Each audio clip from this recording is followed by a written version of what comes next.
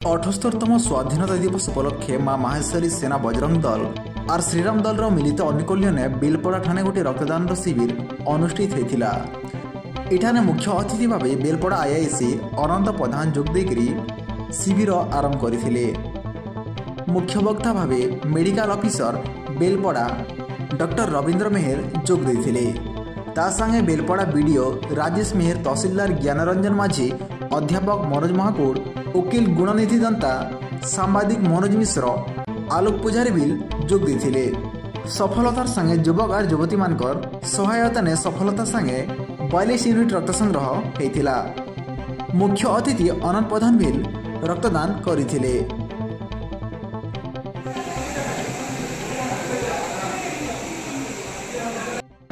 सेवाकारी स्वच्छसेवी तरफ आज गोटे महान जीवनदान रक्त डोनेशन कैंप कर बहुत उत्साह दिनटे, बहुत खुशी दिनटे।